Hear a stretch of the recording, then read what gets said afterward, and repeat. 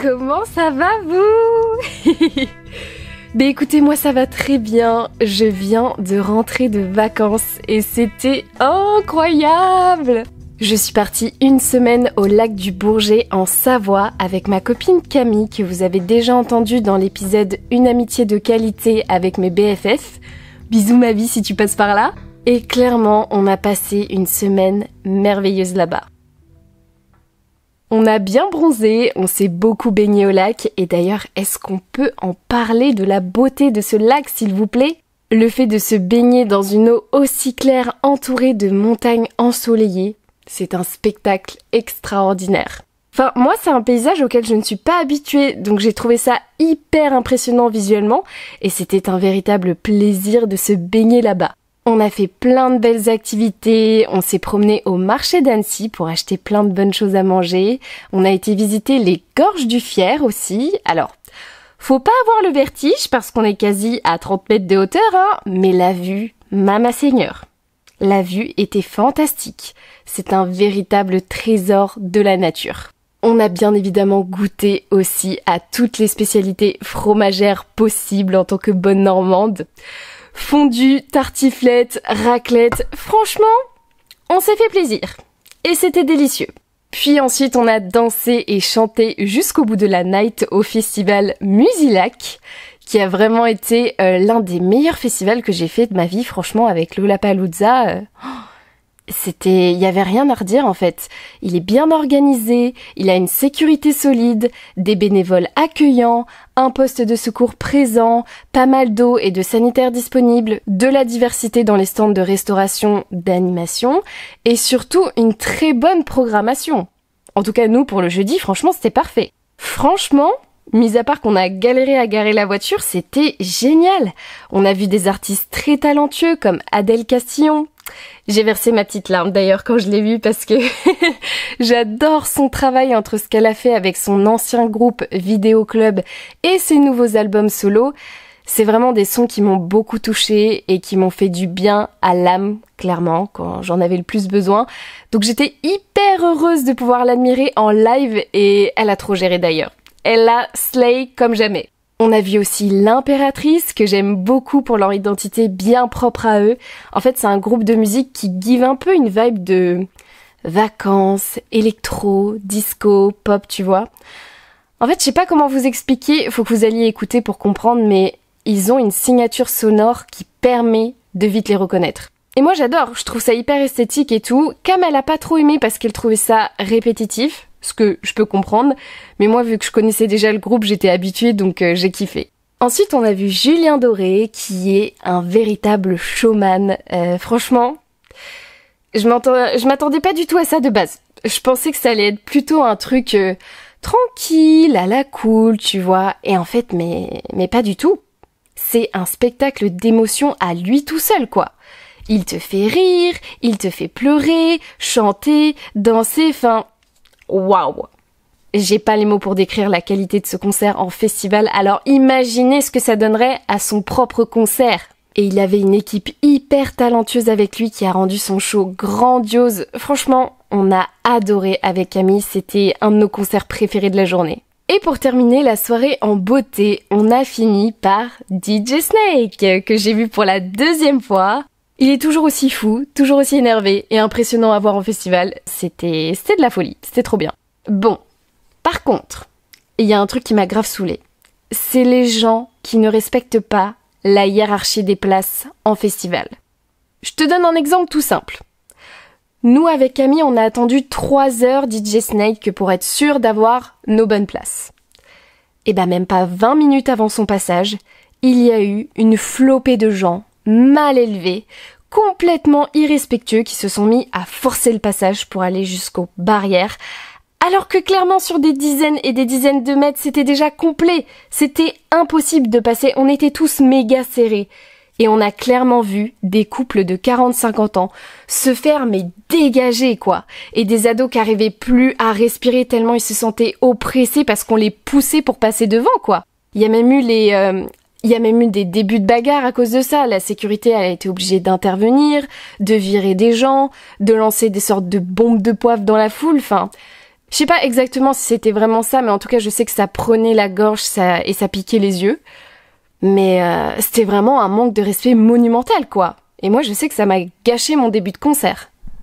Mais vous savez c'est quoi le pire dans cette histoire? C'est que ces gens-là n'ont pas assumé les sons de DJ Snake.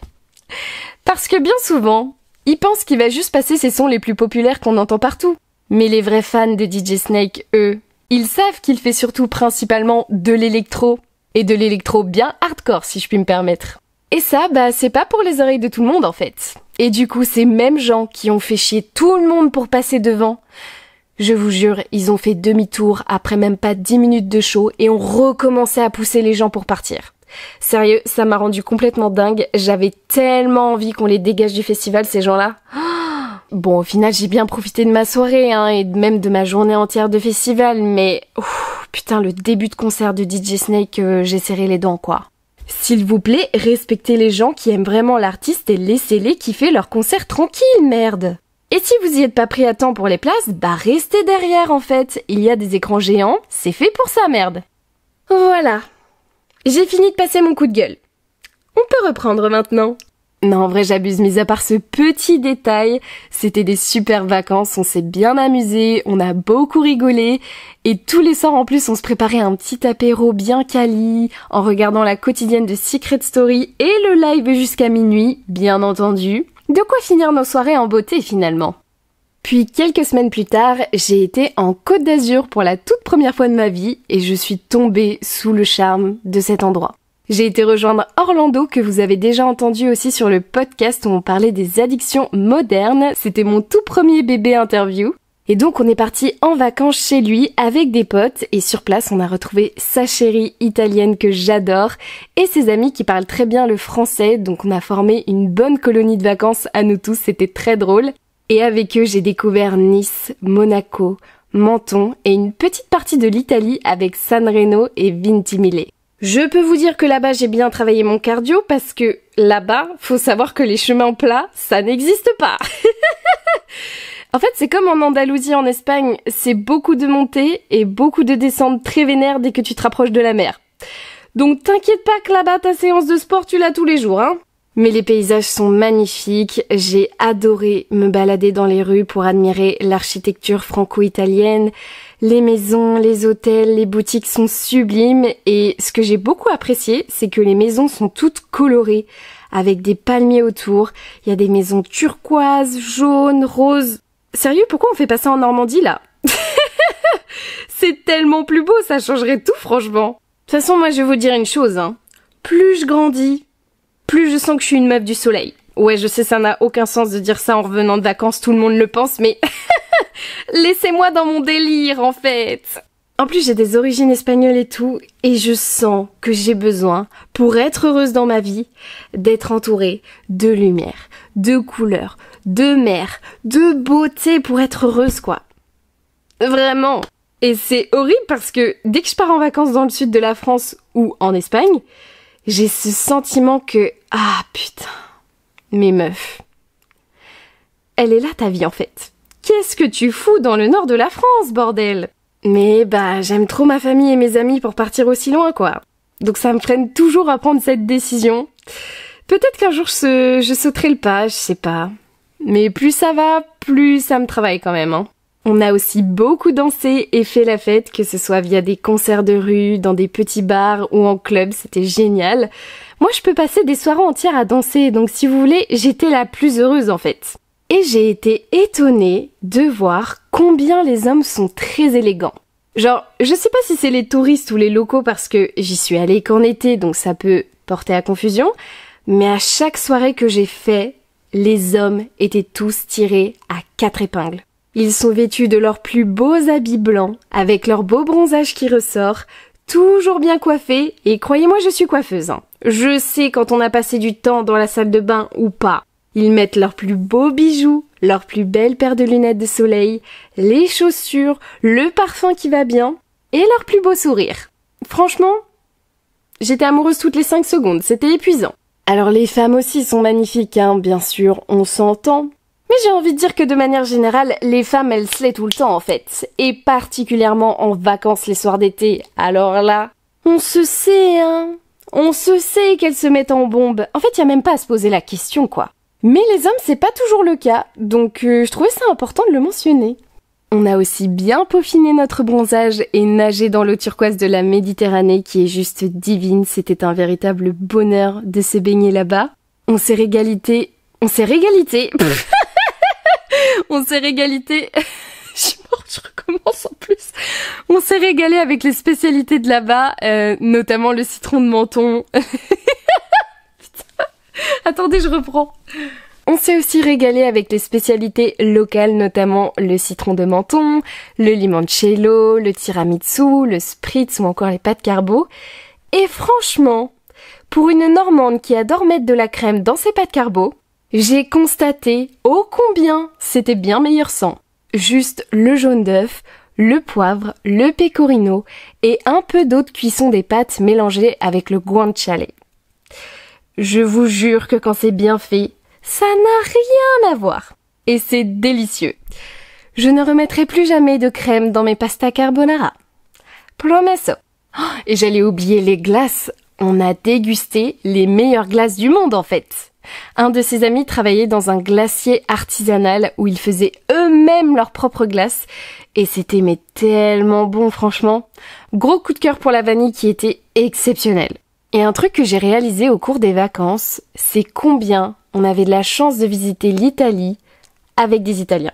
Parce que non seulement on avait les meilleures adresses pour les restaurants, les bars, les plages et les soirées, mais aussi peu importe où on allait, on était accueillis comme des rois. Dès qu'on avait besoin d'un renseignement, il y avait toujours quelqu'un pour nous aider. Mais je pense que l'expérience aurait été différente si on était parti juste entre Français à parler anglais. Donc vraiment, je suis hyper reconnaissante d'avoir passé mes vacances avec eux parce que ça a rendu l'expérience encore plus immersive et plus enrichissante. Vraiment, c'était des vacances géniales et je pense que le plus beau souvenir que je garde de cette semaine, c'est quand on a fait un grand barbecue et qu'on a invité les voisins d'Orlando avec leurs 3 petits chiens qui étaient trop mignons. Il y avait aussi sa maman, son beau-père, les copains italiens et les copains normands. Et du coup, j'avais ce sentiment d'être vraiment en famille, quoi. Et c'était hyper agréable. On a passé une soirée merveilleuse, on s'est trop bien amusé. D'ailleurs, on a essayé de leur faire goûter le camembert rôti et je peux vous dire que personne n'en a mangé à part nous. Et comme c'était des musiciens et des chanteurs, ça s'est terminé en une soirée un peu concert karaoké. Et c'est un souvenir qui restera gravé dans mon cœur, quoi. C'était génial. D'où l'importance de cet épisode pour vous rappeler de vous barrer en vacances. Et oui! Ça paraît évident, hein, dit comme ça, mais je vous jure qu'on oublie trop souvent de s'octroyer des pauses de temps en temps. Je parle pas forcément de partir un mois à l'autre bout de la planète, hein, quoique, si vous pouvez vous le permettre, bien sûr, faites-le, hein, c'est encore mieux. Mais ça peut être aussi une semaine ou un week-end, par exemple. Du moment que vous vous cassez de chez vous, c'est le principal. Quitter sa ville pour en découvrir de nouvelles, en dehors de sa routine de vie habituelle, ça vous apporte énormément de bienfaits. Donc je vous en ai listé 5 pour que ça puisse vous donner envie d'y réfléchir. Premièrement, ça va reposer ton cerveau de ta charge mentale quotidienne. Pas de ménage à faire, pas de linge à laver, plier, ranger, pas de vaisselle, pas de devoirs ou de boulot à ramener à la maison, pas de plats à préparer. Tu vas au resto où tu achètes des aliments bons et simples à cuisiner. Tes tâches habituelles, tu les mets de côté pour que tu puisses te reposer. Ou au moins t'essaies de les diminuer un maximum parce que même si c'est pas des tâches difficiles à faire en soi, il n'empêche que tu les fais mécaniquement tous les jours. Donc ça fait partie d'une certaine charge mentale qui ne part jamais. Donc laisse ton cerveau recharger ses batteries tranquilles. Deuxièmement, tu vas enfin être 100% toi-même et te faire plaisir. Le fait de partir en vacances, ça permet aussi de faire tomber les masques qu'on a tendance à porter, parfois inconsciemment, pour le travail par exemple, ou pour le regard des autres, etc. Mais là, quand t'es en vacances, t'as plus besoin de faire ça. T'as juste à être toi et c'est tout en fait. Alors va tester ce cours de danse, va faire cette rando, va dans ce spa te faire masser, va tester cette belle voiture qui te fait tant rêver. Offre-toi ces moments qui te permettent de t'apporter ces plaisirs que tu ne te permets pas forcément le reste du temps et qui te permettent de renouer avec ta véritable personnalité. Troisièmement, tes rencontres de voyage vont t'enrichir. Découvrir de nouvelles personnes qui ne font pas partie de ton cercle proche, que ce soit de manière très brève ou très profonde, ça va énormément t'apporter. Tu vas découvrir de bonnes adresses, de nouvelles manières de penser, de vivre, de manger, de t'habiller, des nouvelles activités artistiques, sportives, intellectuelles, et tout ça, quand tu seras rentré, tu en emporteras un petit bout avec toi, et ce sont ces moments avec ces personnes qui participeront à ce que quand tu te souviennes de ce voyage, il aura ce souvenir si spécial et unique que tu n'auras jamais retrouvé ailleurs. Quatrièmement, tu vas beaucoup apprendre et émerveiller tes yeux. Comprendre la culture et l'histoire de l'endroit où l'on se trouve, c'est ce qui apporte tout son charme et le rend si intéressant. Je suis sûre que vous connaissez même pas l'histoire de votre propre ville, sérieux. Eh bah, achetez un livre là-dessus, visitez des musées ou suivez un guide parce que vous allez adorer. Le fait de connaître aussi les mythes et légendes des lieux que vous visitez, ponctués par les plus beaux paysages, les plus beaux patrimoines pour enchanter vos yeux, bah ça rend l'expérience encore plus immersive et riche. Et cinquièmement, ça va t'apporter de l'inspiration et de la motivation pour ton retour. Quand tu reviens de vacances ou d'un week-end, t'as cette impression un peu de faire peau neuve, tu vois. Tu reviens, t'es plein de bonnes intentions, plein de bonnes idées et de meilleure humeur grâce à cette escapade. Et parfois, ça peut grave changer ton mindset sur le long terme, hein, carrément.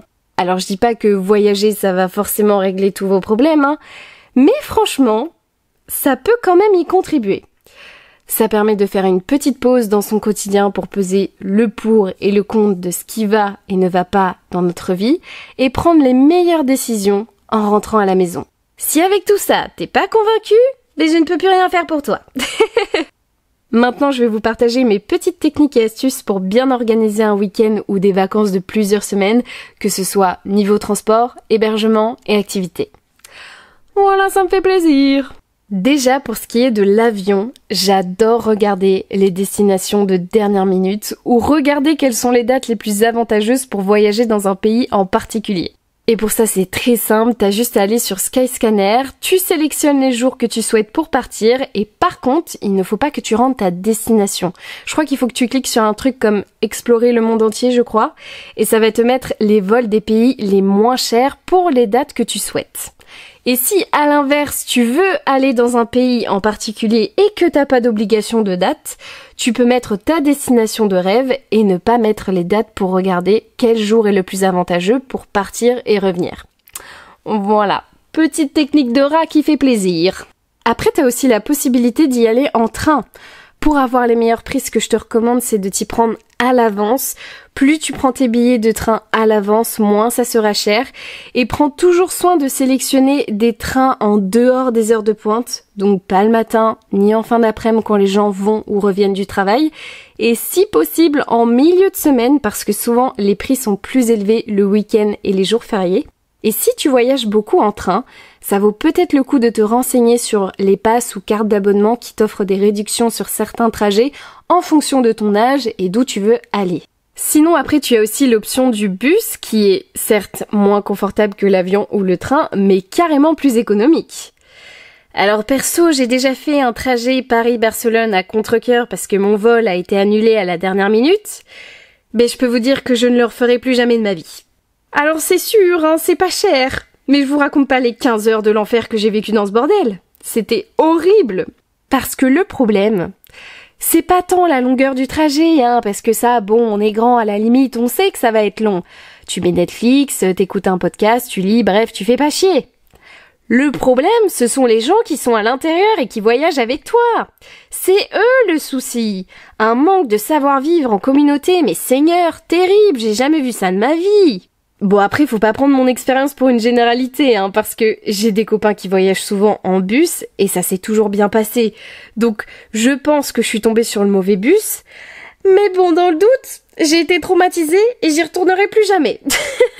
Bon, sinon, pour en revenir à ce que je disais, sinon tu peux aussi y aller en voiture, comme ça t'es vraiment libre de tes déplacements sans horaire imposé. Mais après, voilà quoi, bonjour le prix de l'essence et des péages.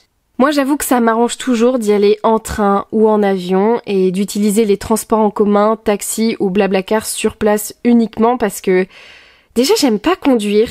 Genre, je suis fatiguée au bout de 3 heures, c'est insupportable. Et je trouve que ça me rajoute une autre charge mentale de conduire, surtout dans un autre pays, je l'ai déjà fait et ça fait juste que de me stresser. Donc je préfère largement me faire emmener comme une princesse. Ça me va. Par contre, je tiens à préciser que je suis une excellente copilote. Je te fais une playlist de malades sur mesure, je te fais des blind tests, des questions de culture G, des karaokés, je te fais même ta séance de psy gratuite pour pas que tu t'endormes au volant, je te guide pour quand tu te galères à te garer ou que tu vois mal la route, j'envoie un message à ta mère pour dire qu'on est bien arrivé, je repère tous les coins stratégiques pour manger et faire la pause pipi. Non, franchement, je gère, hein. Je t'aide ça, hein. Je suis une grande flemmarde pour conduire, ça c'est vrai, mais par contre, je reste une copilote exemplaire. En ce qui concerne l'hébergement, faut savoir que dans certaines villes, les hôtels sont moins chers que les Airbnb et inversement. Des fois, ce sont les Airbnb qui sont moins chers que les hôtels, donc faut toujours penser à comparer Airbnb et Booking entre eux pour faire le meilleur choix. Et si vous avez pas trop de sous à accorder pour le logement, il y a soit l'option des chambres chez l'habitant ou celle des auberges de jeunesse. Ou alors, sinon il y a encore mieux, vous allez dormir directement chez vos potes. Vous savez, on a tous des amis qu'on a perdu de vue parce qu'ils habitent malheureusement trop loin et c'est trop triste parce que c'est compliqué de se voir alors qu'on s'adore et tout. Bah là c'est bon en fait. Plus aucune excuse, vous envoyez un message et vous allez les voir pour passer des vacances de fou ensemble. Ou un week-end si tu veux pas abuser. Et bien sûr, tu n'oublies pas de les remercier pour leur hospitalité. Tu leur offres un cadeau, un bon restaurant ou tu leur rends service. Moi par exemple, quand j'ai été hébergée chez Orlando, je lui ai offert sa coupe de cheveux, j'ai cuisiné pour tout le monde, j'ai participé aux courses, j'ai fait la vaisselle, le ménage, tu vois. Faut que ça soit dans les deux sens aussi pour eux, les vacances. Parce que c'est un peu ce qui coûte le plus cher dans un voyage, l'hébergement. Donc si tu peux trouver ce compromis, ça serait parfait. Et pour ce qui est des activités à faire sur place, selon la durée de votre voyage, n'hésitez pas à vous renseigner auprès de connaissances ou d'amis qui sont déjà partis là où vous voulez, ou bien en ligne sur TripAdvisor, et sinon vous pouvez toujours demander à ChatGPT de faire une liste des incontournables à faire dans la ville où vous voulez aller. Faut juste bien que vous personnalisiez votre prompt, si vous faites ça, en écrivant vos envies et quel genre de voyageur vous êtes. Par exemple, tu peux marquer je suis plutôt sportif, je veux voir des beaux points de vue, j'aime marcher, faire des activités à sensations fortes et manger local. Ou alors, tu peux aussi écrire moi j'adore faire carpette sur la plage, me détendre, j'aimerais visiter des musées, voir des spectacles et tester un cours de méditation face à la mer, quoi. Enfin voilà, tu vois, tu personnalises à fond le truc, comme ça t'es sûr d'avoir une bonne idée de ton programme sur mesure. Et dernier conseil, le plus important sans doute, laissez-vous des moments de libre dans vos vacances. Laissez du vide pour laisser place à la spontanéité, aux moments d'ennui et de repos parce que c'est ça en fait les vacances. C'est fait pour ça. Sinon vous allez revenir encore plus crevé qu'en arrivant. Et c'est pas le but des vacances ou des week-ends ça en fait. Parfois on a tellement la tête dans notre quotidien, on est tellement obsédé à essayer de réussir notre vie, à gagner toujours plus d'argent, à atteindre nos objectifs, à être toujours plus productif au travail, qu'on en oublie que tout ça c'est épuisant en fait. Et ça n'a aucune valeur ces moments-là sans pause, sans moment de break pour recharger ses batteries, que ce soit en solo ou avec nos proches. Le fait de partager un bon repas sur une terrasse ensoleillée avec ses grands-parents, de jouer sur la plage entre deux baignades avec ses frères et sœurs, de danser en festival avec ses amis jusqu'au bout de la nuit, de prendre du temps pour soi dans un spa de bien-être, de s'offrir un date digne des plus grands films romantiques avec son ou sa chérie, de déguster une glace après une balade avec ses parents, de courir avec son animal de compagnie en forêt. Tout ça, c'est tellement des moments précieux qu'on n'a que pendant les vacances, que pendant les week-ends ou pendant nos jours off, qu'il est hyper important de s'octroyer ces moments-là de pause. C'est même vital en fait. Il n'y a pas à se poser la question de « Non mais tu sais, mais moi je suis débordée, moi j'ai plein de trucs à faire, je peux pas, machin... » Eh, tu prends le temps. T'as pas d'excuses ma grande en vrai, sinon tu vas clamser, ça va être très simple. Donc tu prends le temps, c'est important pour ta santé. Et dans le fond, quand on réfléchit bien, c'est ça la vraie richesse. C'est ça la vraie réussite. Et c'est ça le bonheur après lequel on court tout le temps. C'est précisément ces moments-là. Donc conclusion, barre-toi en vacances et vite. Voilà. J'espère que cet épisode vous aura plu. N'hésitez pas à mettre 5 étoiles au podcast, un like, un commentaire ou à partager l'épisode, ça me ferait très plaisir. Prenez soin de vous et je vous dis à très bientôt dans un prochain épisode de Dolly's Talk. Mouah, bisous!